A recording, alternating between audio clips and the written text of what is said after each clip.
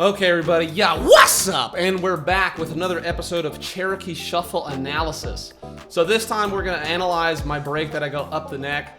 I made a majority of this break up like 11 years ago, so a lot of it's kind of like irregular, but still pretty cool and driving because it uses melodic style. So without further ado, let's take a listen to it and see what's going on.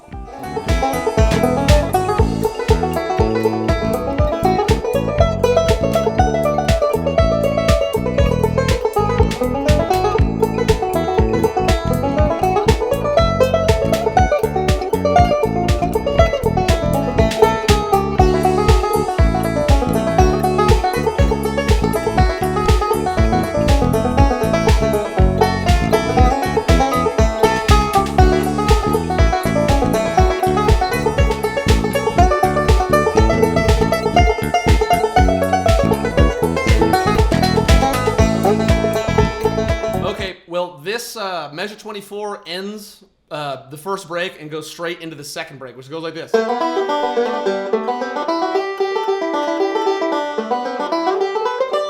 Okay, so what's happening here? Okay, cool. So we got the 3-0-2 lick. I just copied and pasted this measure from measure 22.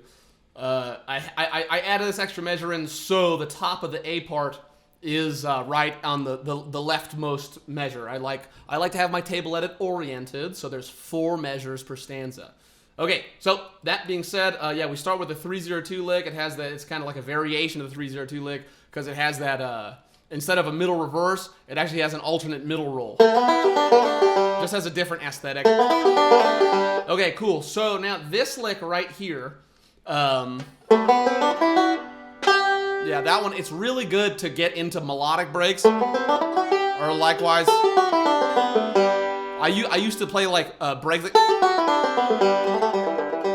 Hell, I still do make solos like that. But this is just the opposite. And you have to start on the offbeat right there. Again, if you look at the rhythmic measuring tape, boom. That puppy starts on the end of 1, 2, 3. 1, 2, 3. Okay, cool. Now that takes us to measure 25. This is going to be a little irregular, so just like pardon me if it's just odd. But basically, you're finding the melody on the 5th string in like a melodic style. And for some reason, when I was a kid, this is like 11 years ago that I made this part up. I just did it like that. I don't really play like that anymore. But the thing is, because the rolls are sound, this thing like you can actually like play it pretty fast and get a lot of tone. So you can play it with a lot of cojones, if you know what I mean.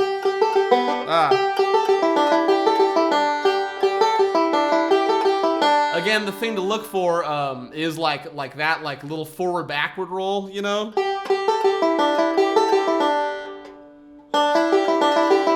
Like that, what I've highlighted right there is going to be the key to kind of like the chord of this. But just work out that roll. Again, it's just kind of like a thumb to thumb. If you like understand that you're switching between the 1st and the 5th string, you shouldn't have too much of an issue. It's a lot of like kind of like forward backward rolls kind of thing. But that it's a little irregular. But it's straightforward. It's not too bad. Okay, cool. So now I play that melodic lick again. Except I play it's the same way that we played it coming into the song. We're playing it now, except now it's actually, now it's coming, instead of the and of 3, it's coming in on the and of 4, as you can see in this, as you can see from the rhythmic measuring tape. Okay, so, and then we're gonna go like from there up to this guy, again, which is kind of like a standard, like melodic style lick. Like do, re, mi, fa, sol, fa, mi, re, do. So, and if you're a nerd about scales, like that just like literally just goes straight up a melodic scale. There are a few things that make this easy as far as like the roll goes, but it's because it's generally alternating strings.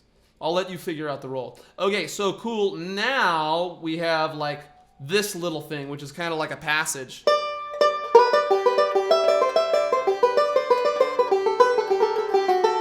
Yeah, I'll generally improvise a lot like this. This little solo, that was not from 11 years ago. This was more recently, because if you've been watching my videos, I actually learned this lick at Banjo Camp, and I made a whole video series on this phrase, which is like the Bela Fleck Banjo Camp lick, or I think I call it like the Banjo Ascension lick, or the Banjo, like the Bela Fleck scale exercise, what Tony Trischka calls it, but... Okay, cool. So let's start piece by piece. Boom. Right there, we're on a gamma G. I'm doing a hammer on that's not written, but... Okay, cool. Okay, so yeah, that's just like a middle and then like a middle forward roll. That's abbreviated because I don't have that note. But it basically is an abbreviated forward roll. It's a middle and then index forward da bellina, to be sure. Okay, cool. So now we go into this guy, which is just like, it's the Bela Fleck, it's the Banjo Camp lick, you know, perfectly. And you go from C to G, and then you go to this lick, which I use a lot. This is a very like newgrass. I mean, Alison Brown uses this lick. It's an excellent lick. You want to know why? Because of the forward and the backward rolls, doggy. Yeah, it comes in. It's got like that little forward roll as a prefix. Boom. 1, 2 reverse rolls into a forward roll. So it's like forward, reverse, reverse, forward. And then like it's pretty standard, like right at that Blackberry Blossom, you know, position. It goes G major, G minor, and then D. Yeah, it's a really, really good lick because it's all forward and backward rolls. If you want me to talk a little bit about this guy, what makes it's better to understand the unit of the Bela Fleck lick as I think like that. Yeah. Like that's going to be a good way to understand it, because if you understand it like this, if you look at the first 6 notes that are highlighted, that's 2 forward rolls. Okay? Thumb 1 2, thumb 1 2. It's really straightforward, guys. Thumb 1 2, thumb 1 2, and then you end with a thumb 1. So it's basically like 2.5 forward rolls, or 2 2/3 of forward rolls. So it's like thumb 1 2, thumb 1 2, thumb 1. Guess what? 3 3 and 2 add up to 8, baby. So that Bela Fleck scale roll is a perfect 8-note roll. It's displaced because the forward roll, as you can see, actually starts on the and of 2. But as long as you see it as 2 forward rolls, 2 forward rolls, and then 1 thumb 1, that's 2 3s and a 2. Forward, forward, thumb 1. And then you got your 8-note roll. So it's really natural and easy to play. Yeah, I love that lick. So again, this break sounds like this.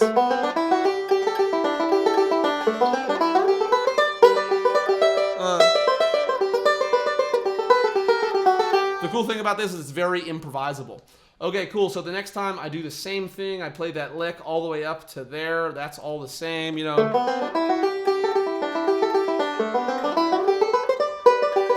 And then of which I go into this Wes Corbett lick that Wes played like when I was in a lesson with him at Berkeley. Because I actually played him. We played Big Cider. I forget what we were playing. I think it was Big Cider or something. But I played him the Scott Vestal lick that I learned. I played that, which is kind of funny. It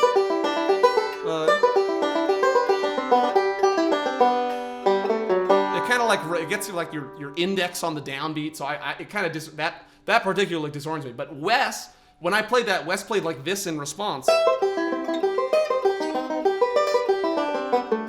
which is awesome. You want to know why? Because it goes from the 4 major to the 4 minor to the 1. And you get that nice line cliche sounding. And so basically, you're basically spanning, like this, like you're spanning like the beta C to the alpha C, and then beta C minor to alpha C minor to G. And then you just like play like that melodic lick in your hum. But the thing that also makes this very playable is the roll. So let's see, let's analyze it. So the first 4 notes, that's an alternate index roll.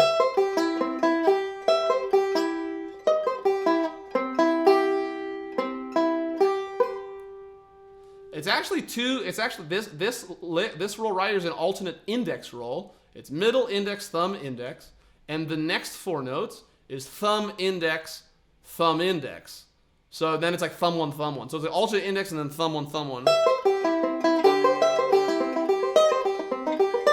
So, I don't know, you can get a nice feel for it. I mean, there's other places you can take it, you know?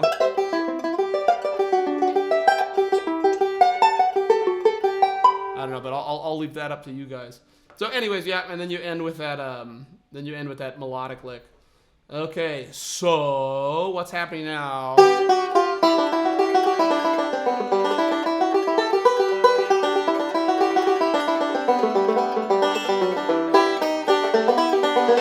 Okay, I won't go over this too much. I'll just say, like I went over that in the previous video. This guy, it's just an iso-rhythmation of the melody. And you just add a bunch of rolls.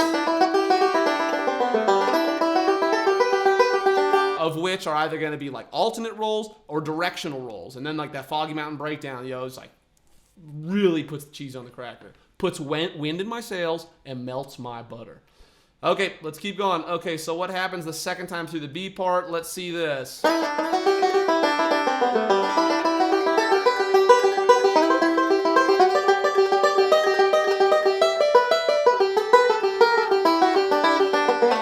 Okay, cool. This one's gonna be good. Okay, yeah, so that is basically, that's the section that I just played. Okay, cool. So what's happening here? Again, those first two measures is a completely iso-rhythmated thing. It's just got a lot of forward rolls, Foggy Mountain Breakdown, melodic lick. You know what I'm saying? Okay, yeah, that's all straightforward. We covered a lot of that stuff in the last video. Okay, so let's go here. Okay, what roll is this? Again, any one of my students will tell you immediately that is a Foggy Mountain Breakdown roll. Index, middle, thumb forward. It's an 8-note roll. So we're basically gonna play, it's like Foggy Mountain Breakdown on C. And then it's a Foggy Mountain Breakdown on alpha C on the first and third strings. And then you go to the same roll right there on G. So you get this kind of sound. And then I deviate from the Foggy Mountain Breakdown roll, and it looks like I just go into like a middle forward thing. Yeah, that's what I have highlighted, and it's kind of like C minor, but really like a better way to think about it is you're just playing like this. You're just playing like a passing note to get to the note that you want, which is this Bela Fleck scale lick. That guy. So you're just like. So the outline there is you're going. Again, to bring it back to iso-rhythmation, the melody that you're iso-rhythmating is those guys.